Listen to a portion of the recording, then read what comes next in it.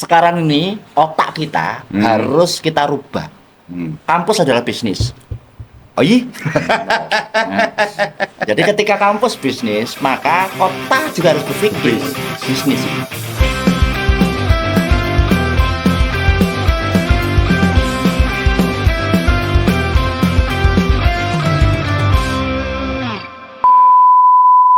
Ini lagi Mas Bambang, ini banyak aku saking suwine gak ketemu saya. Sebetulnya saya pengen kan satu-satu tak bahas.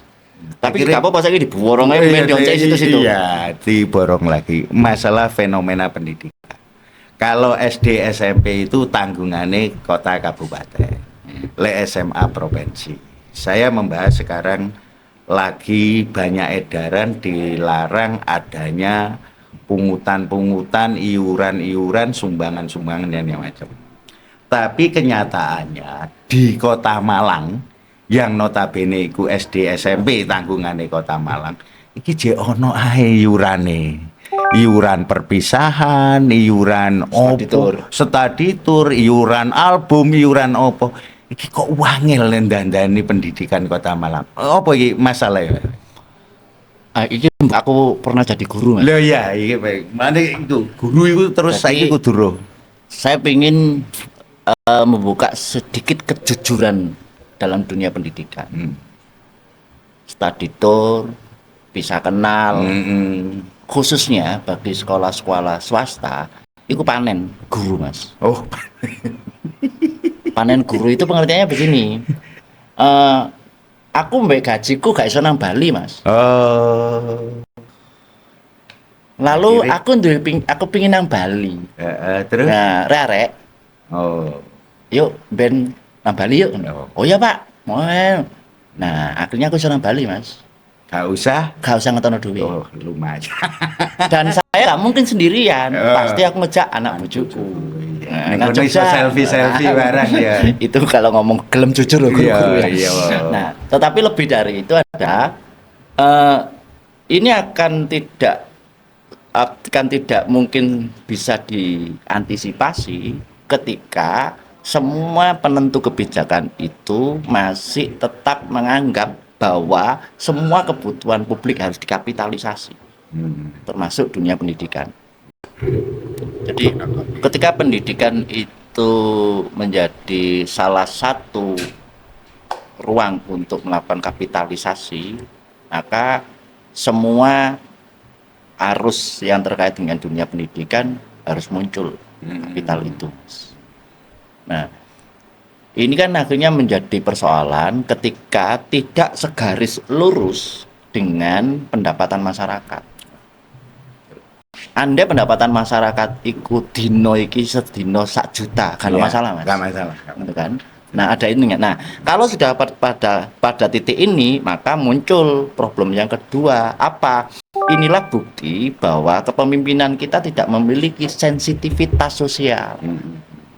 Baik itu kepala sekolah, Kak, kepala dinas, macam-macam yang menentukan kebijakan-kebijakan semacam ini melakukan pembiaran itu karena memang tidak memiliki sensitivitas itu. Itu mungkin, Mas. Itu berarti jeeling enak zamanku toh. Nah, iya zamanku SPP ne iku 75.000 satu susuk selawe. Aku kuliah me 35.000 Mas semester. SMA malih 100 ripis ya toh. Iku pun 3 tahun pisan tak bayar. Ya, dadi begitu lulus njipo ijazah aku bayar. Itu nabung bendino. Ya, jadi gini, ini banyak ya. Saya belum ke, saya minta nanti nang wali kota, utamanya dinas pendidikan Kota Malang. Luar biasa, mengeluhnya di beberapa SMP di Kota Malang iki ya wis ana sing nilainya 1 second mbuh gawe album, gawe opo ngono lho. Padahal wis duniane wis digital. Ya ta. Nyapa cek butuh ning kertas gawe album ya. Wis duweke ning flash disk ngono lek mari kabeh. Kamera kok bingung wong arek SMP iPhone ya wis akeh. Maksud saya itu. Jadi terus ini ada lagi di beberapa SMA tanggungannya provinsi ya. Nilainya di atas 2 juta, Mas. Dan itu tiap tahun. Jadi apa sih Mas yang saya kira kualitas ya, di kualitas pendidikan yang ngene-ngene ae. Iya. Karena akhirnya begini Mas, karena semuanya harus dikapitalisasi, maka kita tidak pernah berpikir urgensinya. Apa sih urgensinya? Iya, Gitu kan? Nah, problematika pendidikan kita hari ini itu yang paling mencolok adalah substansinya. Maka yang dimunculkan adalah hal-hal yang bersifat seremonial. Nah, wisudan misalkan. Apakah itu substansi? Tetapi akhirnya hari ini menjadi tren. Jangankan kuliah, TK saja sekarang harus wisuda. Wisuda. Gitu kan. Nah, mengapa ke sana kembali lagi yang ke awal, Mas? Inilah budaya pop itu, Mas, pop up ini. Iya. Nah, semuanya pengen disampaikan ke publik bahwa sekolahku ini, sekolahku ini, sekolahku ini. Nah, kapitalisasi itu, Mas, korbannya nanti adalah kompetisi. Antar sekolah akan bersaing untuk menampilkan dirinya yang terbaik. Nah, korbannya siapa Mas? Wali murid. Wali murid. Maka terjadi eksploitasi ekonomi yang terjadi pada wali murid. Karena sekolah tidak mau dianggap kalah dengan sekolah yang lain. Nah, ini bagi saya kecelakaan pendidikan. Betul. Nah, karena pendidikan tidak boleh desain menjadi persaingan. Betul. Kenapa akhirnya menjadi persaingan? Ya pasti terjadi persaingan karena piye masalahnya awake dhewe bedakno SMA 1 ambek SMA 4 ambek SMA 3 ya apa carane bedakno? Materi pelajarannya padha macam-macam. Nah, maka muncul pikiran dari penentu kebijakan di masing-masing sekolah itu untuk ya apa aku bedaku ambek kono apa iki? Nah, menentukan perbedaan itu yang paling enak adalah yang bisa diketahui publik. SMA iki keren rek, studi tour nang Kamboja. Lah, iki wis seling start. Sekolahmu studi tour nang Dampit. Nah, orang boys. Ya, itu yang terjadi gitu loh. Iya. Mending ya sekolah Mas, studi tour nang Eropa Mas, salah sih. Iya. Ada memang dek kene Mas SD swasta 2 bulan lalu terbang 4 pesawat nang Monas. Nari piro 2,5 juta. Terus ini ada lagi Mas Maman, kayak saya ngomong study tour perpisahan. Kemarin saya masih melihat SMA 1 Kota Malang. Wih, bisa wakeh Mas. Begitu aku arep wis lewat balik mana wis hilang tiba wis budal. Lah iki kan wis edarane gubernur kan wis jelas ya toh, dilarang. Kok iso ana iku lho Mas yo. Apa bahasane arep mau dua blek. Pertanyaannya begini Mas, aku juga nggak bisa menyalahkan sekolah gitu ya. Ketika misalnya begini, tahun depan SMA aku kudu oleh siswa baru sekian. Oh. Ya kan? Nah, agar aku bisa punya siswa baru sekian, maka apa yang saya lakukan agar masyarakat tertarik memasukkan anaknya ke sekolah saya? Maka dia butuh penampilan, Mas. Oh.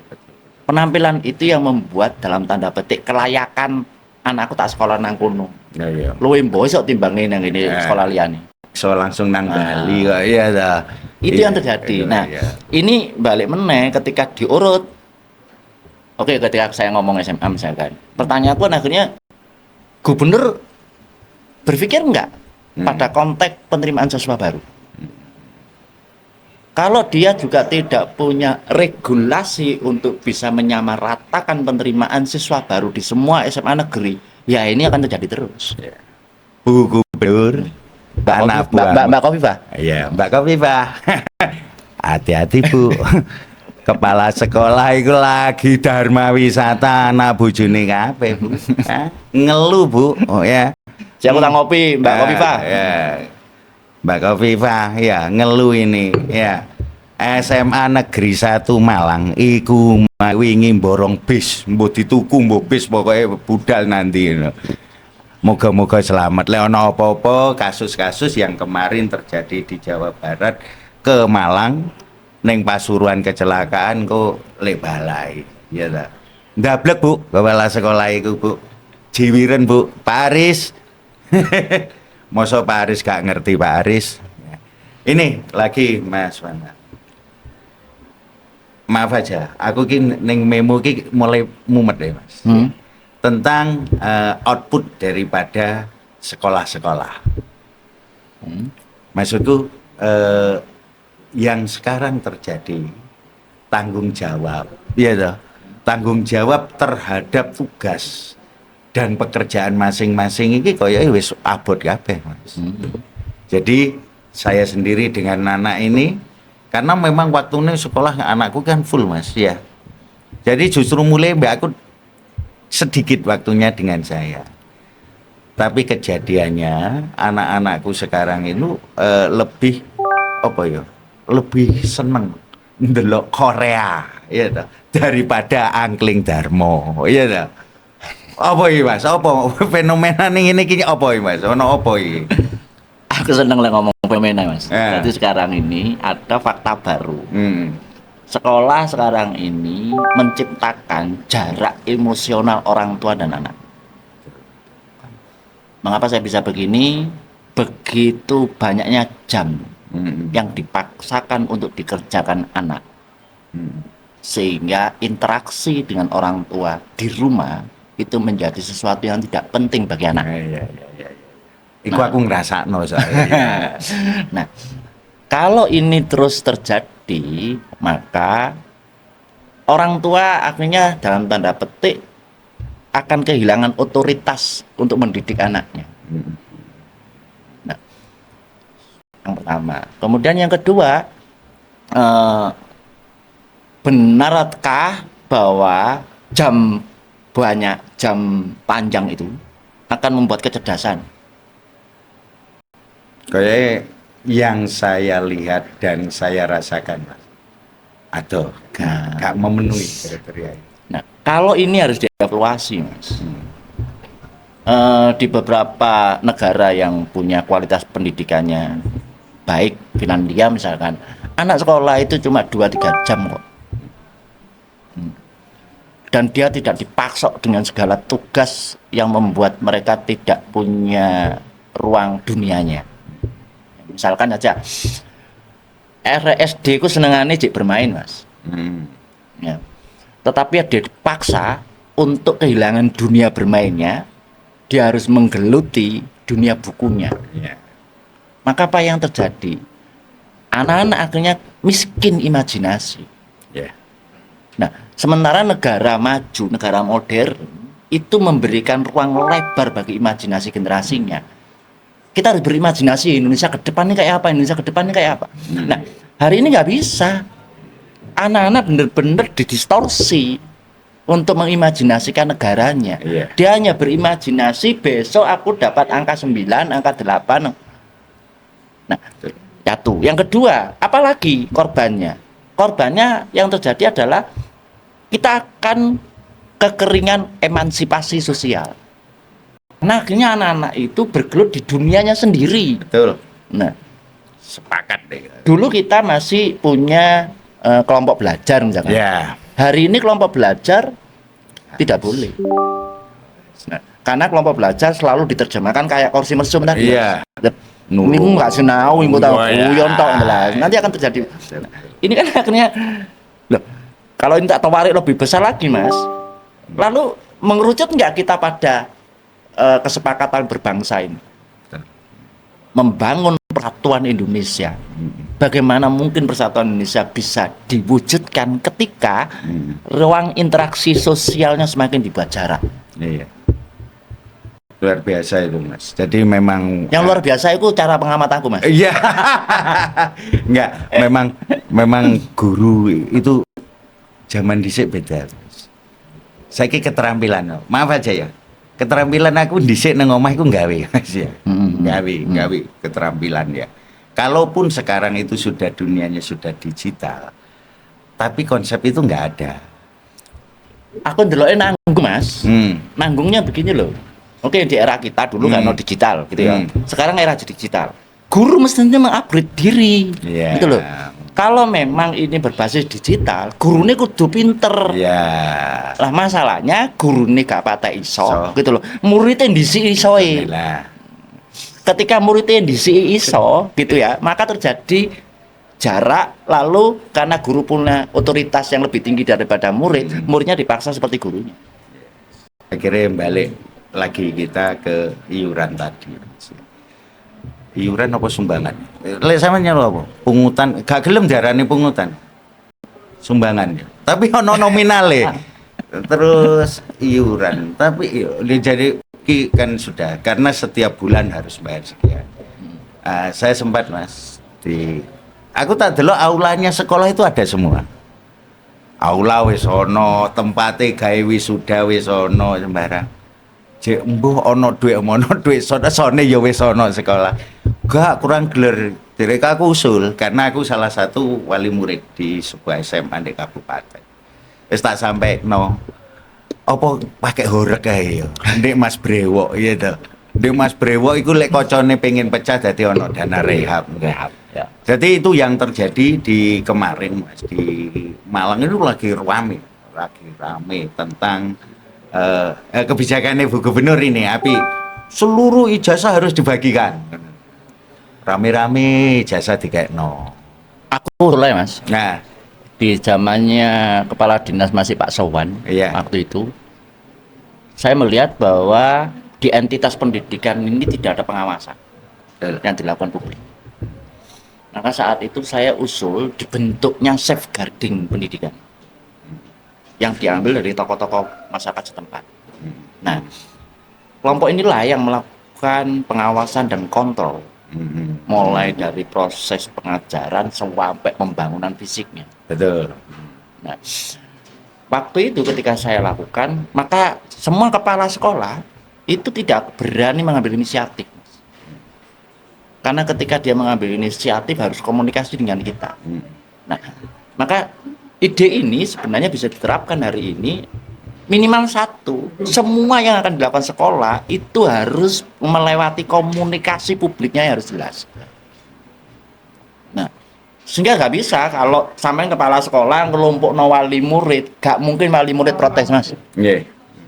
Karena dia punya kepentingan di sekolah itu. Iya. Tapi lah kepala sekolah nyeluk aku aneh ngeritik. Iya. Benar kan? Jadi ngene, Pak. Ini saya minta pendapatnya. SMA kan di provinsi, SMA, SMK, SD, SMP melok kabupaten. Menurut pengamatannya kan dipercaya tahun piro? Eling, tahun berapa ini SMA melok provinsi? Ya sepurane dulu Mas, zaman 17-an. Di stadion itu rame arek SMA. Saya ya sepurane SMA egoisnya terlalu besar. Dia setelah diambil provinsi. Maksud saya setuju nggak Mas dengan yang ini saat ini terjadi? SMA itu siswane ya wong warga kota karo kabupaten. Terus SMP juga sama. Loh iki kok iso dibeda-bedakan dan kepala sekolah wah aku ki tanggung jawabnya mbek gubernur ini yang berjalan saiki Mas. Nah, Lek diperintah bupati bantah saiki wisane. ya kan masalahnya Mas. Ini kan pengingkaran terhadap otonomi daerah. Ya. Pengingkaran otonomi daerah saya nggak tahu alasan mereka apa gitu ya. Tetapi saya melihatnya akhirnya ya kepemimpinan di tingkatan kota kaitannya karo arek SMA itu memang tidak bisa melakukan apa-apa. Nah, sementara mereka adalah masyarakatnya, rakyatnya gitu ya. Nah, ini harus dievaluasi. Sekali lagi saya mengusulkan untuk dikembalikan lagi agar kebijakan kota itu ya memang menyangkut rakyat di wilayahnya masing-masing. Sehingga monitoring itu bisa dilakukan lebih dekat.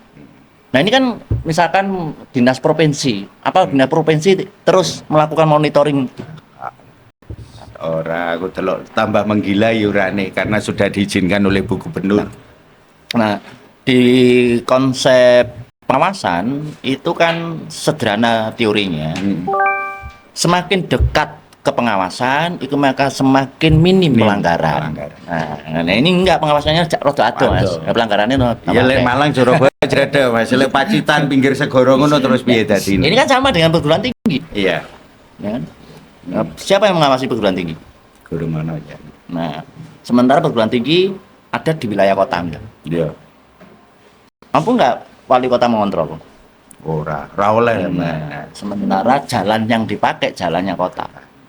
Nah, ini mungkin podcast kita hari ini semoga bisa membuka ruang inspirasi baru bagi insan-insan dunia pendidikan, itu memberikan contoh bahwa ego sektoral tidak menyelesaikan tetapi menumpuk persoalan.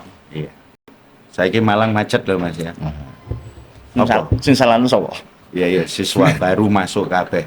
Dan maaf aja, rating kanan, rating kiri identik dengan mak-mak. Saya kira anyar-anyar, waduh aku ngeluh ini ya. Wingi aku ndek pahlawan ngono.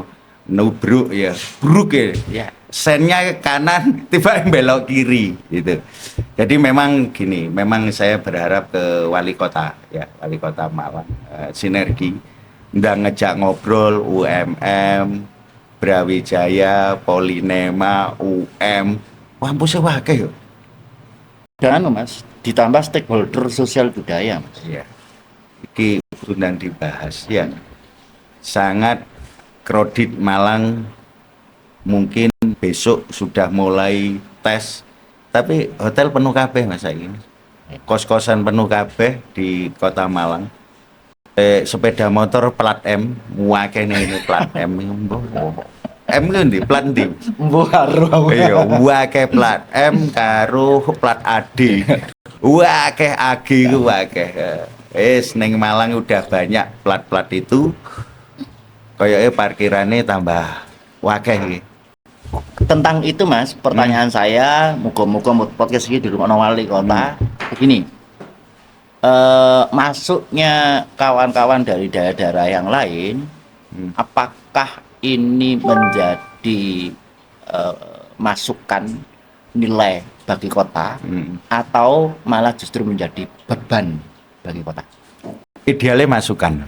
Idealnya masukan kan. Nah, karena wong Tulungagung nggak membawa uang rupiah itu Tulungagung, pasti membawa rupiah Indonesia. Bawa dolar. Enggak dolar, ada pasti belanja di sini. Dan kos-kosan di sini itu sekarang murah-murah. Ya cuma kan Mas, kalau ini menjadi masukan secara ekonomi misalkan, secara ekonomi ke Kota Malang, pertanyaan muncul lagi Mas. Apa? Sudahkah kita membangun sistem perputaran keuangan yang terjadi di Malang? Kalau tidak, maka perputaran uang itu menumpuk di titik-titik tertentu. Iya. Ya Indomaret ya kira. Baru. Numpuk di Indomaret di Alfa ya. Kan rumusnya begini. Ketika perputaran keuangan itu tersistem hanya di Kota Malang, mestinya tingkat daya beli masyarakat naik. Betul. Yuk kita survei sekarang. Tingkat daya beli masyarakat naik apa enggak?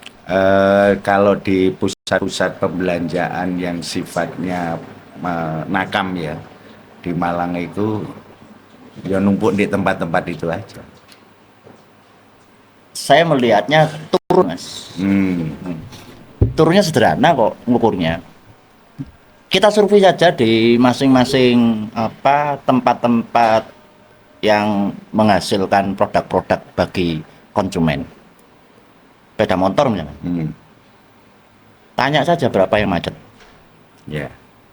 Nah, jadi iki wakai produk digelontorkan masyarakat gak punya daya beli, sementara masyarakat mau tidak mau harus ikut arus memiliki, maka dia memaksakan diri untuk punya.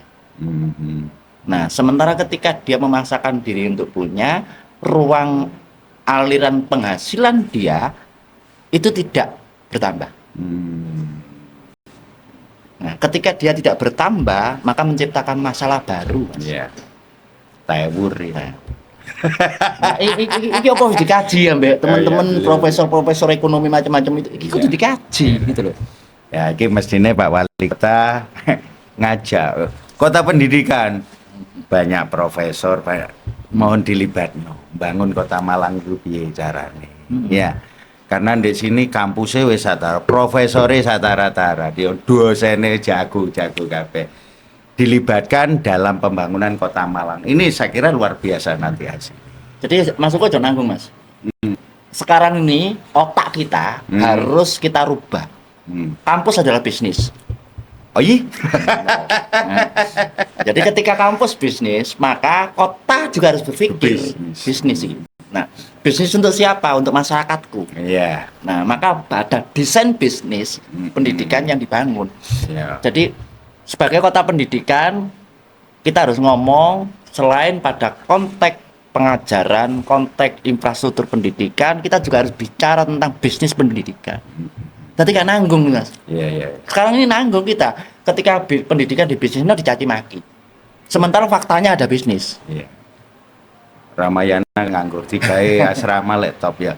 Jangan sampai nanti UB bikin asrama, UM gawe asrama. Wis gawe, Wis gawe kabeh. Waduh ning jero kabeh putarane nanti. Tambah pusing Pak Wali Kota. Tolong ini dimanfaatkan, banyak sekali potensi-potensi dengan hadirnya mahasiswa baru. Katanya Mas Bambang, ayo lek kampus bisnis, Pemkot kudu bisnis. Karena embongnya juga rusak. Itu. Itu Pak Wali pesan dari Mas Bambang di bisnis. Kembali lagi eling ini sebelum Mas Bambang, sebelum kita closing ya. Komunikasi publik tadi, karena memang banyak salah satunya yang terbaru memang masih kursi.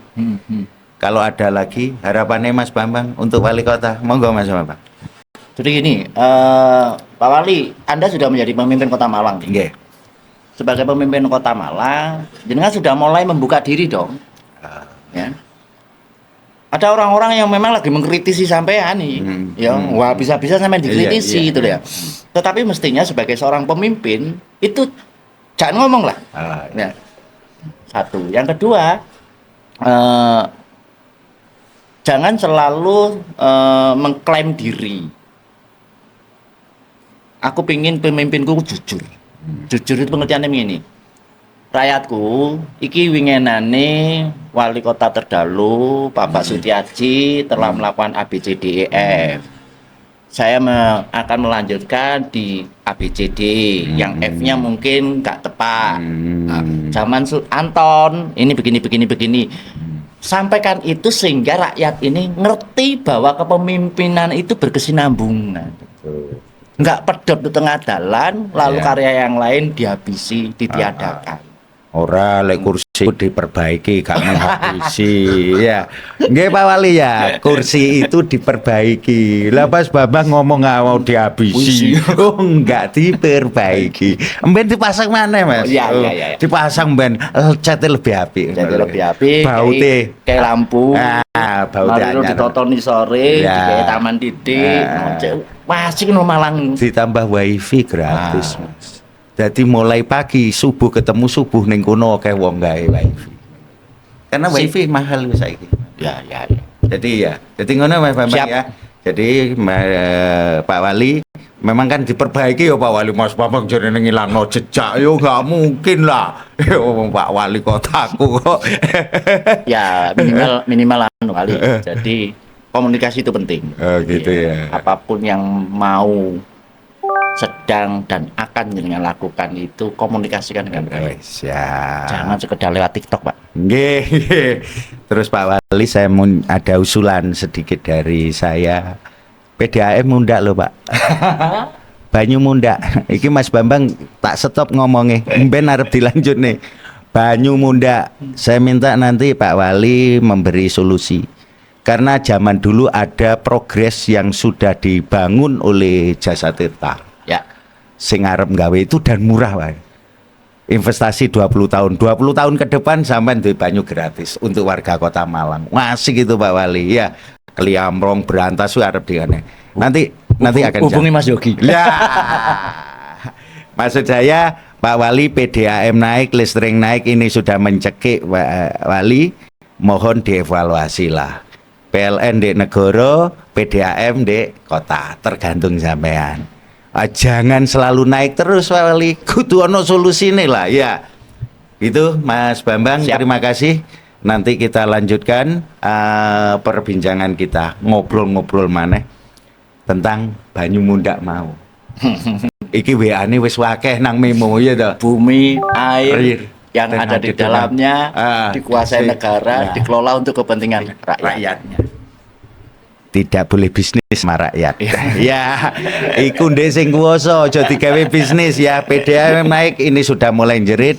WA yang masuk ke kami, mungkin di radio sudah banyak yang WA.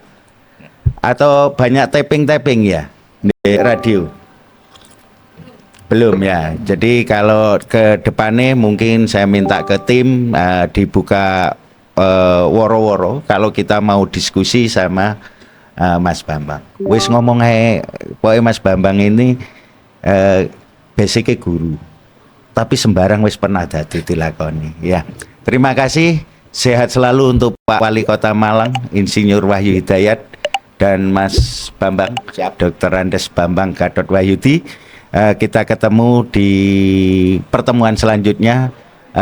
Tema yang akan kita bahas selanjutnya adalah air munda. Baik. Assalamualaikum. Ojo lali lur, subscribe, like dan komen. Sip lur.